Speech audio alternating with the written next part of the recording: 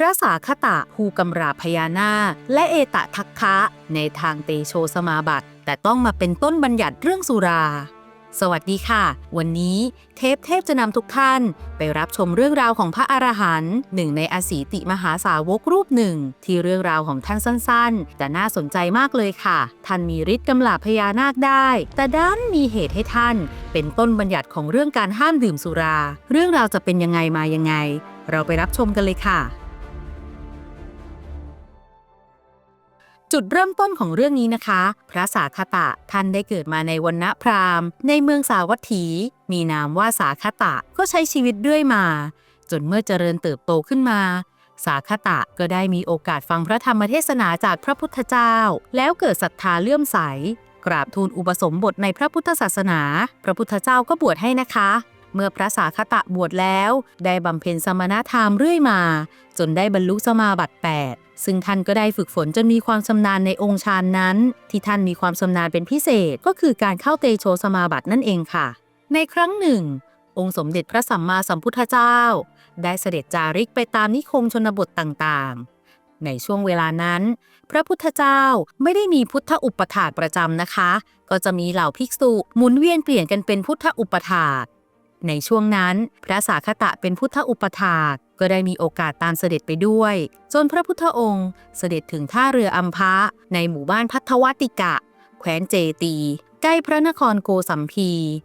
แล้วในบริเวณใกล้ๆท่าเรือนั่นเองค่ะมีอาสมของเหล่าชดินตั้งอยู่และชดินเหล่านั้นนะคะก็นับถือบูชาพญานาคผู้หนึ่งที่มีชื่อว่าอัมพติทกะซึ่งเป็นพญานาคที่มีพิษและมีฤทธิ์อำนาจมากกว่าพญานาคทั่วไปแถมยังดุร้ายเอาแต่ใจตนเองอีกพญานาคตนนี้สามารถบันดาลให้ดินฟ้าอากาศเป็นไปตามต้องการได้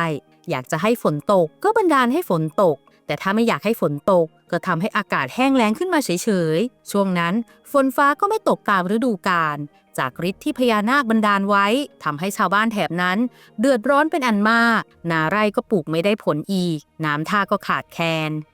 พระสาคตะนั้นก็ได้ทราบความเดือดร้อนของชาวบ้านที่เกิดจากพญานาคอัมพติทกะท่านก็เกิดความสงสารจึงได้ช่วยเหลือด้วยการเข้าไปนั่งสมาธิในโรงไฟที่พญานาคอาศัยอยู่ปลูกเครื่องราชที่ทำด้วยหญ้า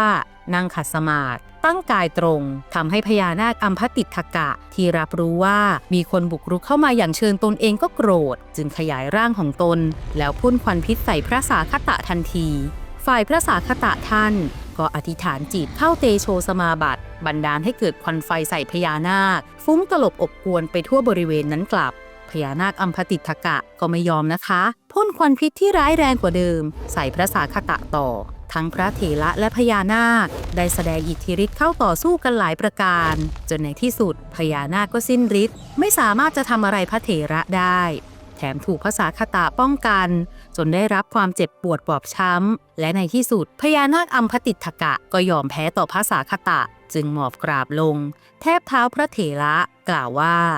ท่านผู้เจริญข้าพระเจ้าขอถึงท่านเป็นสรณะพระเถระบอกว่ากิจด้วยสรณะสำหรับเราไม่มีดอกท่านจงถึงพระทศพลเป็นสรณะเถิดนาคนั้นรับคำว่าดีละแล้วเป็นผู้ถึงสรณะ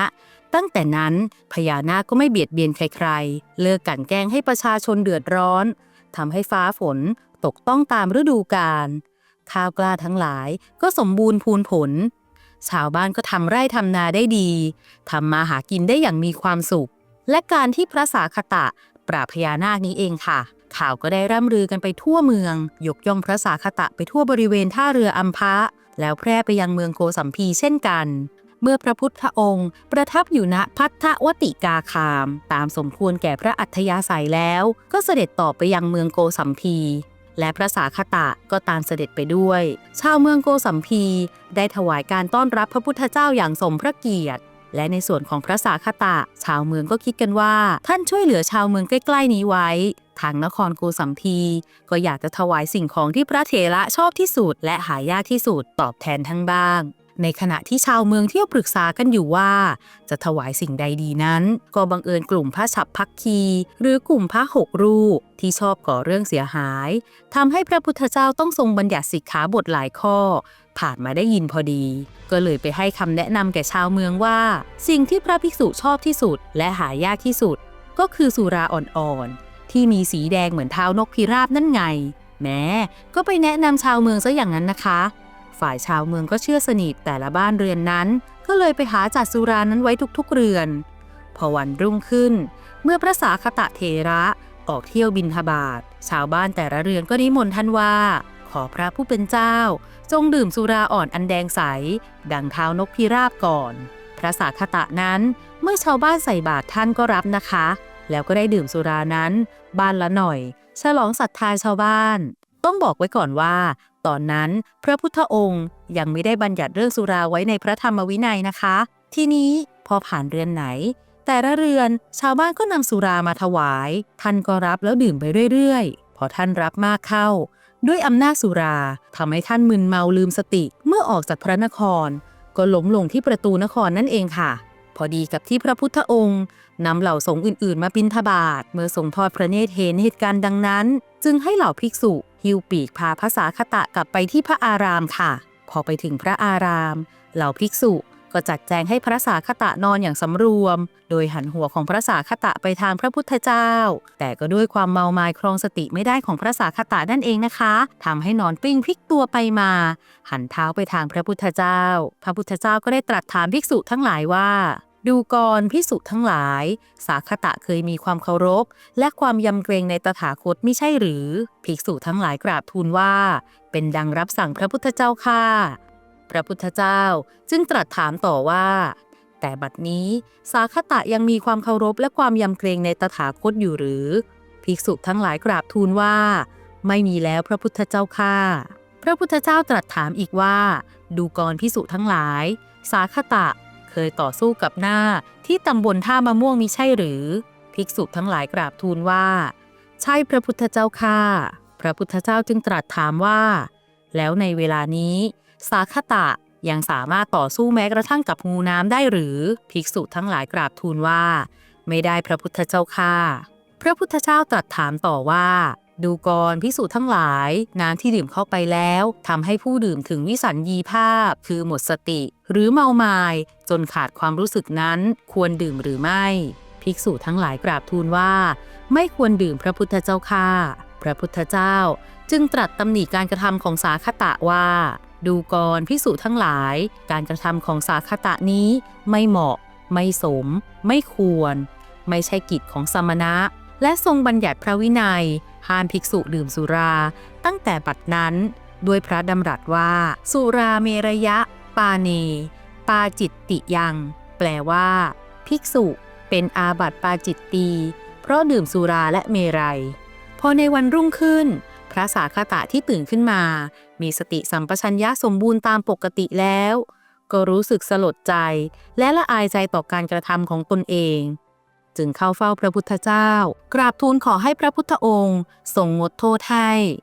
แล้วกราบทูลลาปลีกตัวจากหมู่คณะสงฆ์แสวงหาที่สงบสงัดบำเพ็ญวิปัสสนากรรมฐานไม่นานนักก็ได้บรรลุพระอรหัตผลค่ะเมื่อพระสาคตสำเร็จเป็นพระอรหันต์แล้วในสมัยหนึ่งพระพุทธเจ้าประทับอยู่ณภูเขาคิชกูฏและในขณะนั้นพระสาคตเถระได้ทำหน้าที่เป็นพุทธอุปถากได้มีชาวเมืองแคว้นอังคาจำนวนมากเดินทางมาเพื่อเข้าเฝ้าพระพุทธเจ้าท่านได้แสดงอิทธิฤทธิปาฏิหาริย์ดำดินลงไปแล้วโผล่ขึ้นที่ตรงพระพักตร์ของพระบรมศาสดาซึ่งชาวเมืองอังคาทั้งหลายก็เห็นด้วยสายตาของตนเองโดยตลอดพระพุทธองค์ทรงทราบด้วยพระญาณว่าชาวเมืองอังคะเหล่านั้นยังไม่มีศรัทธาในพระพุทธศาสนาอย่างทั่วถึงและมั่นคงจึงรับสั่งให้พระสาคต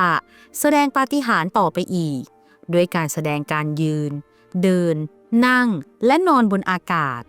ซึ่งพระสาคตก็ได้ทำตามรับสั่ง